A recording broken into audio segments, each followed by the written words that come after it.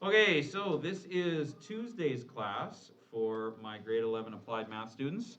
We're in chapter 6. This is technically the very end of lesson 1 and the start of lesson 2. So they were supposed to finish these last two examples that we didn't quite finish in class yesterday. So let's see how good our algebra and arithmetic skills are. This is about as algebra-y as this course gets. So if you can handle this, there isn't going to be anything more algebra dependent in here that's going to stump you. Question? Somebody wants me to back up to the first one here. So the second one was a yes. Eight's bigger than 5.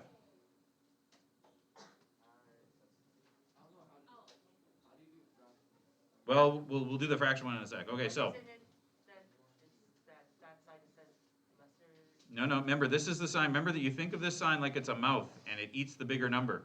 So the bigger one, 8 is greater than 5. That is a true statement. Whereas this one, -5 is greater than -4. No, it isn't. -5 smaller than -4, so it's false. You got to get used to that symbol. That's the way it works. Okay, so given this one, is 4 2? Now remember, 4 is the x, 2 is the y. So when y is 2 and x is 4, is this a true statement? Now I would allow you a regular calculator for this. So if you're not good with the fractions, what's half of 4? Most of you should be able to handle half of 4. That's 2. So a half times 4 is 2. Is 2 less than -1? False. Therefore, the answer is no. This point is not in that zone. Let's try the next one. When y is -10 and x is -2, make sure that you always substitute in a bracket so that you remember that it's a times and you don't think it's a half minus 2. All right, what's a half of -2? -1. See, you don't need a calculator for this. And is -10 less than -4? Yes, it is. True. Therefore, yes, this point is in that zone. And one last one for this equation. If x is 8 and y is 5, is 5 less than, and what's half of 8? 4. Is 5 less than 1? No, that's false.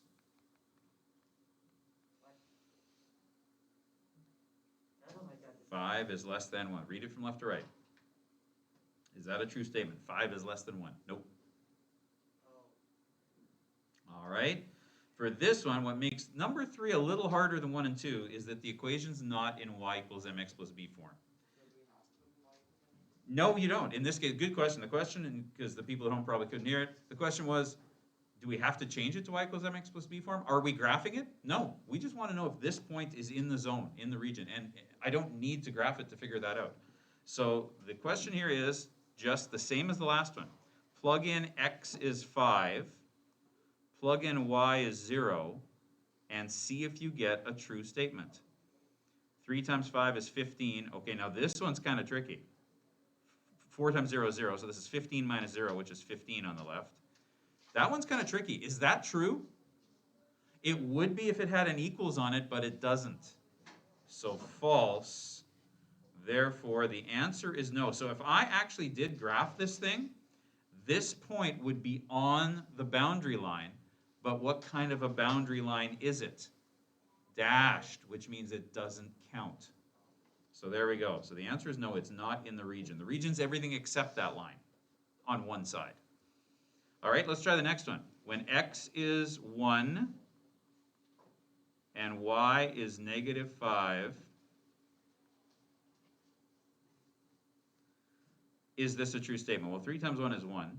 -4 times -5, careful, is 20. Is 23 greater than 15? 3 times 1 is 3 last I checked. Oh, did I say that? If I said that, then I need more coffee. 23 is greater than 15 is a true statement. It's true.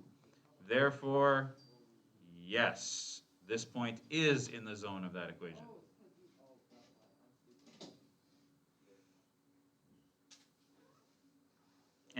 lastly, if x is negative 2 and y is 3, is that a true statement? Negative 6 minus 12 more, I can pretty much stop right there. All negatives are smaller than positives, but I'll finish it off just to be complete. Negative 18 is definitely not bigger than 15, so that is a false statement. So therefore, no. You know what we like on tests sometimes? There's questions like this where it could be like multiple choice, right? Which of these points is in this zone? And then, you know, one of them would turn out to be a yes, and the other 2 or 3, depending on how many choices there are, would turn out to be no's. So this is a nice one. Boy, do teachers ever like when you can get a question that takes some work, but you can still turn it into a multiple choice question, because boy, that makes the mark and pile go so fast. So we like that. Okay, I am going to show you really quick, before we let you have some work time, that you can do this stuff with technology. Let's say that you just completely got lost in your algebra skills, or maybe they gave you really ugly decimal numbers and you didn't have a calculator. Of course, if you didn't have a calculator, you wouldn't have graphing technology either. But let's play along. Let's pretend you had graphing technology, but somehow you could not figure out how to do this. There is a way to do this with either Desmos or the TI. Let's do Desmos first.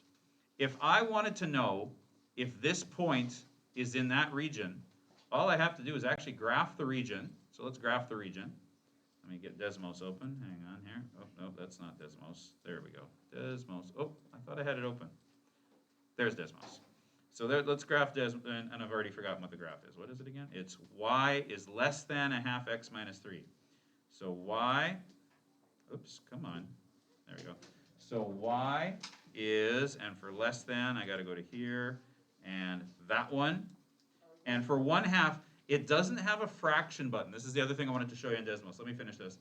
So I just type 1 divided by 2. Get it? And then, okay, now careful. If I wanted to type my x now, uh-oh. Do you see how that's wrong? Yeah. I don't want to, I mean, take a look at the graph. Ah, you get this wacky curve thing. So go back, and what you have to do is just move the cursor over so that the x isn't in the denominator. So there we go. Y equals 1/2 x, and I've forgotten what the constant was. Was it minus 3? It was minus 3. So then minus 3. So minus 3.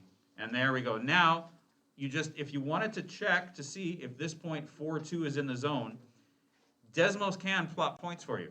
You just open a bracket, type in 4, 2, and it will, as you can see, put the dot where it clearly is not part of the set. I mean, it misses it. That's pretty obvious. Now, if you wanted to do this in your TI, remember the TI does have the drawback that the equation has to look like this. It has to look like this form, y is greater than. And so I would do this in the TI by going, okay, on my TI, first of all, if I have any old equations, clear them. And then go 1 divided by 2. Now, the TI is a little different. It does not assume that this denominator keeps going. It thinks of this, the way I have it written down, as 1/2 times x. If I wanted 1 over 2x, which was the mistake I made with Desmos, I'd need to open a bracket after this divide sign. So it knows that this is 1/2 x. And then minus 3. But I would like to shade, and I already, see, I have to actually figure out when I'm using the TI which side to shade. Let's assume that I did my 0, 0 test, and I knew I had to shade down. So again, I move over with my cursor to where I can pick what kind of shading, and I enter down shading. That's up shading, that's down shading. And then I graph it, and there it is, there's my zone. And then if I want to graph a point, you've seen this before, you have to go to stats, to your list, edit your stat list, and then just enter the point. 4 in the x, and then move over, enter, and then move over, 2 on the y, and then you're done. There we go, there's our point. And then you have to turn on a stat plot so that it graphs your line and your region and this dot at the same time. So go to stat plot, turn stat plot 1 on, tell it that you want, so turn it on, tell it that you want just a dot graph, which is this first graph choice here, and that the x's are in L1 and the y's are in L2. And then pick this dot here so that if it is in the zone, you can see it, it would show up. And then hit graph again, and there you go. See, there's the point, and it's not in the zone. If you did have a point that was in the zone, it would actually not, it would kind of shade around it. Let me show you that. Let's pick a point that for sure is in here. How about, say, 6, -4? So let's go to the stat list again, and let's put in 6, -4. That would for sure be in there. So we'll put in 6 over and -4 down. Oh, hang on. Clear. 6 down over -4, and then go back to my graph, and you'll see, I said go back to my graph. There we go. See, you can see that dot, and notice it kind of shades around it. Or, well, it shades over it, but you can still see it.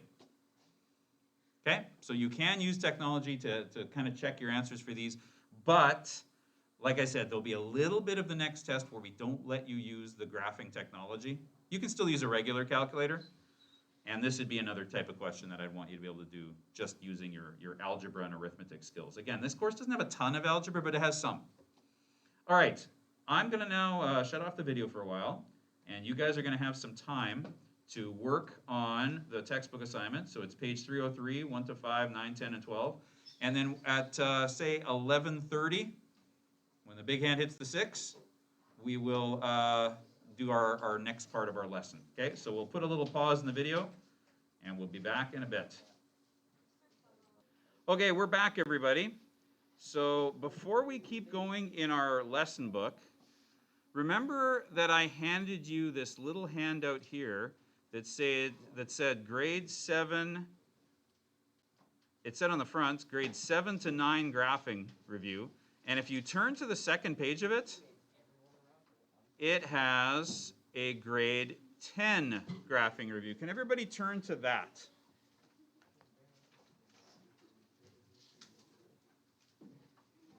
Okay, let me get my ears on here.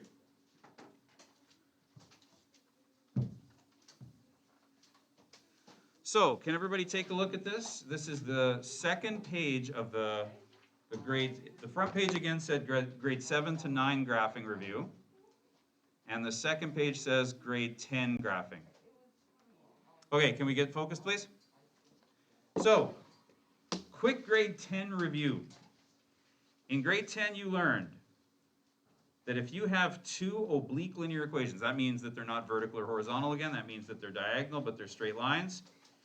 They must bump into each other somewhere. They must intersect somewhere. And you can find the location where they meet by doing it 3 different methods. In grade 10, you learned there's 3 different methods. Let's go through them real quick. The first method was the substitution method. So I take an equation like x plus y equals 5, and I'd rearrange it, say maybe so that it looked like x equals 5 y equals 5 minus x. And then in the other equation, so here's my other equation, I would replace this y, I would substitute this y with how much y is, and y is 5 minus x.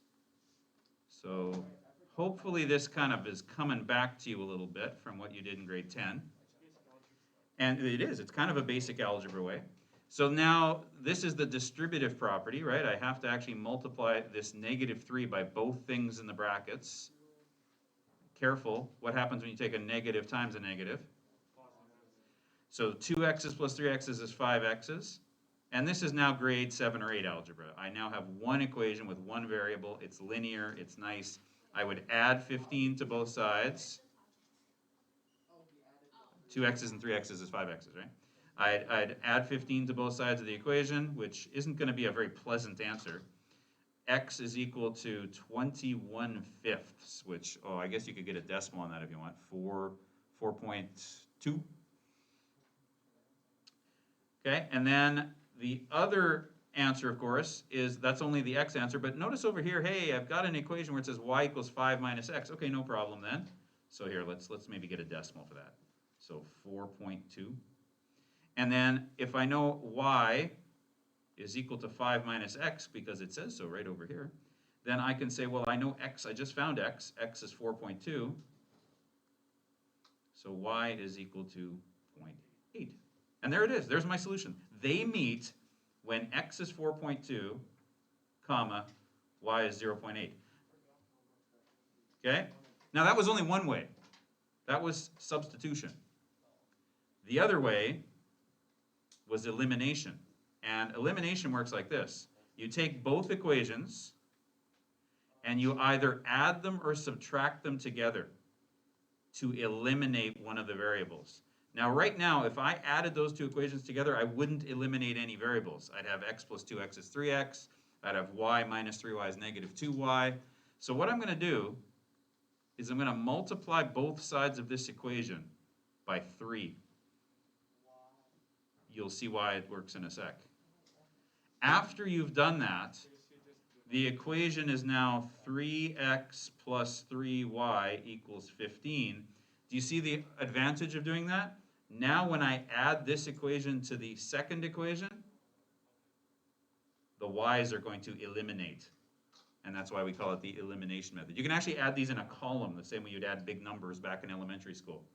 So 3x's plus 2x's is 5x's, and 3y's minus 3y's, or add negative 3y's, is nothing. Y has been eliminated. And 21, and notice this is the exact same algebra we saw a second ago. 21/5. And then I can go back and plug 21/5 into either of these two equations and get the other answer. And remember, this is the decimal 4.2. So plug the 4.2 into either of these equations and you get the 0.8 for the other answer. That was the algebra ways. And I have a feeling, once you were taught these two algebra ways in grade 10, that was the only way you probably did things. But if you think back, if you did the course in the same order I always teach the grade 10 course, these weren't the first ways we taught you. The first ways were, you can graph the two lines and just try to read where they meet. Now this would be a hard one to do that way because, notice, they don't meet on the integer lines. They meet at decimals. So let's graph them. I'll get your question in a minute. Let's graph them. So I'm going to graph them. I'm going to graph, what were the two equations again? X plus y equals 5. So I'm going to try to do this really careful like. X plus y equals 5. And okay, so let's graph that. I'm going to graph that by going y equals negative x plus 5. Let me fix that x. It's kind of ugly looking. There we go. So that means it has a y-intercept of 5 and a slope of negative 1, which means it goes down 1 over 1, down 1 over 1, down 1 over 1, down 1 over 1. And let's see. Let's try to make a nice straight line out of that. Let me try using my line drawer again. I was using it the other day. I was having fun with it. Okay, that's way off. But if I let go and I just move it with my finger, no, move it with my finger. No, it wants to move the whole thing. No, not working. All right, we freehand it.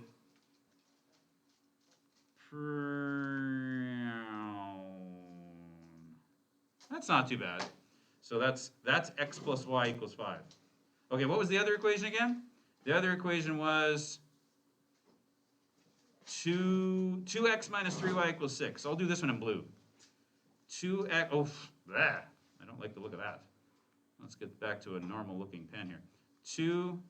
2x minus 3y equals 6. Is that right? Yep. Okay, so let's do this one. We can do this in the same way. We can change it to y equals. So negative 3y equals negative 2x plus 6 by minusing 2x from both sides.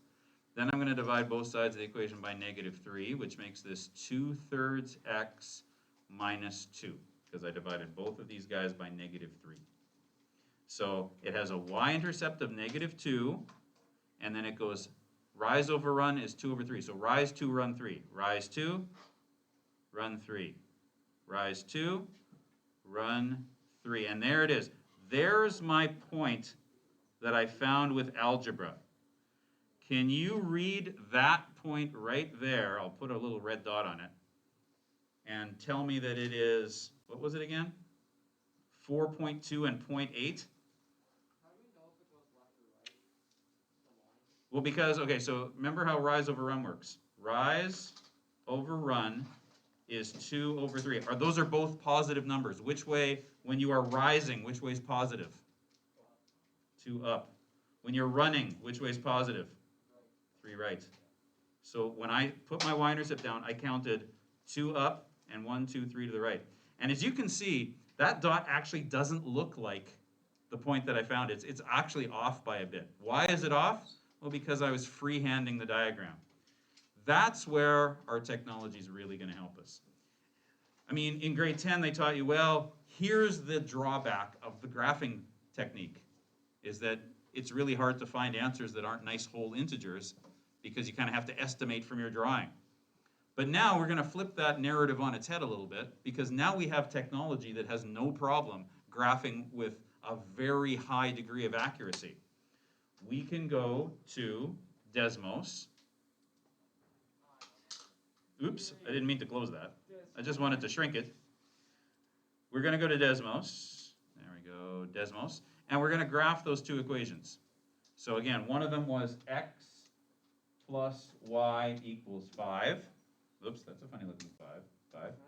And the other one was 2x minus 3y equals 6. And check it out, 4.2 and 0.8. Boom. That's how easy it was. There's people looking at me now like, why didn't they show us this in grade 10? Because in grade 10, we wanted you to learn how to do it with the algebra. That's why. But now, we can use our technology to help us graph. Let's try it with the TI. With the TI, now the TI does have one drawback. I can't enter this equation this way in the TI. So on the TI, I have to go back to my work here. Hang on, I closed the page so it went back to the beginning. There we go. So our two equations actually were y equals negative x plus 5 and y equals 2/3 x minus 2. It's the same two equations. I just have them arranged in a way that this calculator understands. Because the calculator only, you'll notice, only knows y equals. So clear that old graph. And we have y equals negative x plus 5. And y equals 2/3 x minus 2. And then when you graph both of those equations, oh, and let's turn stat plot off. We don't want those dots there. I'm going to turn off the stat plot from earlier. And then quit that. Go to my y list, double check my equations. Negative x plus 5, 2/3 x minus 2. Looks good. Graph.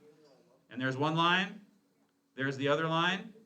And then if I want to know where they meet, go to second function, calculate. And notice number 5 says intersection. Click on number 5. And then it's going to want to know which lines do you want. Well, yes, the first line is y1. Yes, that's the first curve I want. Second curve is this one here. Yes, that's the second curve that I want. Ignore the guess thing. Just click enter again. And it'll come up with 4.2 and 0.8 for x and y. Works the same as Desmos, basically, just with a few more buttons. And you do have to have the algebra skill to change your equations to y equals. But it's still less work than the algebra way. If you're not good at algebra, technology can save you. So that was the grade 10 stuff. Grade 10, you had to graph two equations and be able to find where they met. Now, we're going to graph two inequalities. So let's go to our other notebook now. So how did I graph? Okay, quickly go over how did I graph the blue line. So here's the blue equation, right? What did I do? I minus 2x from both sides, so now it's over there. I divided both sides of the equation by -3, which made this 2/3 and -2. And then now I graph that equation. So I graph that equation by going, this is my y-intercept here. So I graph the y-intercept. And then remember, this is 2/3. That's rise over run. So I rose 2 and then ran 3. Up 2 over 3. Up 2 over 3. And then I just connected the dots. And I got a point that was quite a bit off from where it was supposed to be because my hands can only graph so accurately. But of course, the technology does it perfectly. All right. Can I ask how, again, this, I don't want to spend too much time reviewing grade 10, but okay, what was that? Sorry? like that would be like how you did the conversion of the 3x plus 3y equals 2. Oh, you have a question about the algebra way? I got confused by how you. I just multiplied both sides of the equation by 3. Then I added the two equations together, which is again the way you were taught how to do it in grade 10 MEAP. Wow. So 3x plus 2y is 5x, or 3x plus 2x is 5x. The y's cancel because negative 3y and plus 3y is 0. And then 15 plus 6 is 21. So that's the way you do the second one. That's the elimination method. Some people just call it the addition method. Okay. We won't be doing much of that in this course. This course is more about graphing stuff. And again, we're moving away from equations, and we're moving to inequalities. So now go back to the grade 10 notes. We left off right here. We just did those.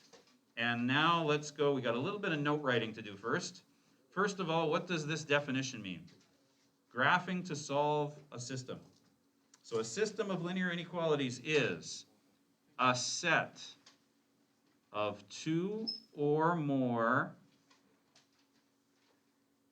inequalities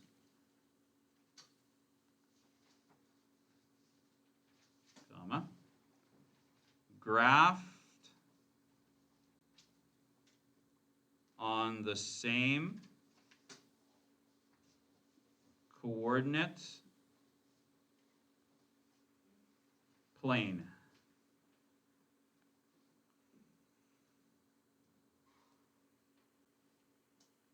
The intersection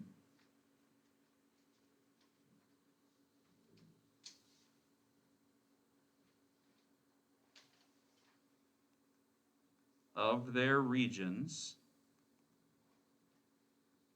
is the solution set of the entire system. Okay, I know some of you write a little slower than I do, so I'll give you a sec to catch up. I'll just pause the video real quick. Okay, we're back. And everybody caught up? All right. Graph each system of linear inequalities and make sure your solution region is clear. All right, so these ones are being nice to us. They're already in y equals mx plus b mode. Okay, so step one, I'll do this one in, oh, you know what? I'll do this one in, do I have yellow? Can I pick a yellow marker or a pen? Ooh, I can make space colors. More colors. Yellow. Let's do space colors. Can you read this if no, that's not coming out yellow. What happened? No, you see, I have a plan. People love the space colors. I have a plan here. That's not working anyway. Space colors. No. Okay, so here we go. Blue. This guy's going to be blue. Okay, so somebody was saying earlier as they were doing the homework, hey, this one didn't give me a slope, and it was a question just like this. Well, it does, right? Remember, 1 is a number. The number in front of x is 1. So y-intercept is 1, and the slope here is 1 over 1. So rise 1, run 1. Rise 1, run. Do. And, okay, and what kind of a line am I drawing? Solid line. Might as well go downward and just through the corners of all these lines here. And there we go. So that one there, I better label it. Y is greater than or equal to x plus 1. Which side am I shading? How do I do this always? I do this test for 0, 0. So the 0, 0 test tells me that 0 is greater than or equal to 0 plus 1. 0 is greater than or equal to 1. Is that a true statement? It is not. So false. So I am shading up because I don't include 0, 0. But I'm not going to do it yet. I'm just going to remember. I've written it down even. I shade up. Now let's do the other one. I'll do this one in purple. Okay. Plus 3 is my y-intercept. Plus 1, plus 2, plus 3. My slope is down 1 over 2, right? Rise of -1, run of 2. When there's a negative in front of the fraction, you put it on the top or the bottom. It doesn't matter. So I'll put it on the top. So down 1, right 2. Down 1, right 2. Down 1, right 2. And what kind of a line is this one? Dashed.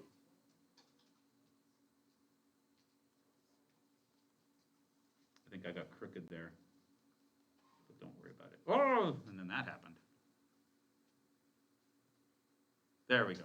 So this is y is less than negative 1/2 x plus 3. Now, which way do I shade on this guy? Well, guess what I'm going to test? Good old 0, 0. Is 0 less than negative 1/2 of 0 plus 3? Is 0 less than 3? True.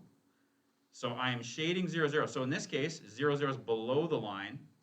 So I shade down. So now I want you to kind of think about where we're shading. We are shading up from the blue line and down from the purple line. I am shading in here.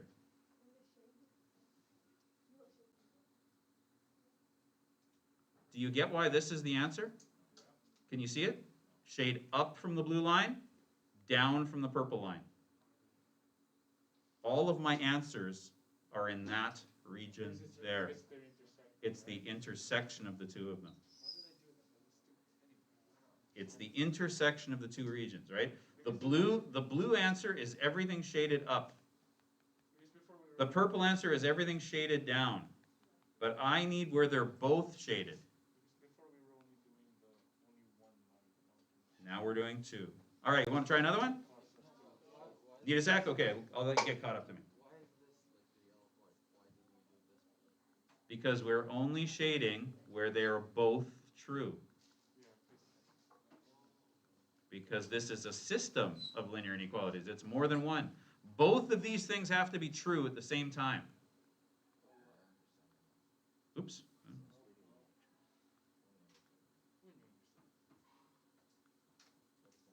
I erased more than I wanted to. There we go. There. All right, so let's move on to the second one. People who are ready, feel free to go ahead of me. Start graphing those two lines. Make sure you graph the right kind of lines. And ooh, look at B. One of them is not oblique. Look at B. One of them is not oblique. One of them is either vertical or horizontal. We played this game the other day. Which one is it? We're gonna get it this time. All right. I'm ready. We got to move on. So let's see. I'll do this one in purple. All right. I need to graph this line. You know what? I might just graph this one using my intercepts technique. When x is 0, I'll even make a little chart to do it. When x is 0, how much is y? And I can do this mentally. The answer is 3. So this one has the point 0 over and 3 up, right there. And what happens when y is 0 on this purple equation here? When y is 0, x is negative 2. So negative 2, 0, right there. What kind of a line am I drawing? Solid.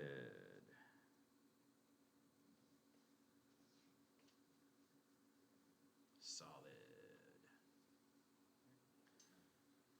All right, and then for the other one, we'll just do this one in blue. Okay. Y is always negative 2. Because I just found the intercepts. I figured that was easier than changing it to y. And again, why is that easier than changing it to y equals mx plus b? What is it that I look for if I'm going to solve it this way, putting x is 0 and y is 0? I notice that 2 and 3 are both factors of 6. So I know I won't get decimals if I plug in zeros. So that's why it's the easy way to do it. So I just did it that way. All right, anyway, for the blue one, is this line horizontal or vertical? When is y always negative 2? That is a horizontal line through negative 2. Oh, but wait a minute. What kind of a line is it? It's going to be dashed. So blue. Blue. Now, which region am I shading? So let's go back to the purple line. Let's do a 0, 0 test. Oops, that's not what I wanted to draw. So let's do a 0, 0 test. So when y is 0 and when x is 0, is 0 less than or equal to 6? Yes. True. So I'm shading, I'll say, downward. right? Because I have to actually include 0. For the blue one, which way, oops, that's not the right color. For the blue one, which way do I shade? There's no real test to do here. Either I'm above this dotted line or I'm below it. Which way is y bigger than -2? Shade up. So I shade down from the purple line and up from the blue line. My region of answers is in here. Oh, and okay, I don't like that line. Let me do that again.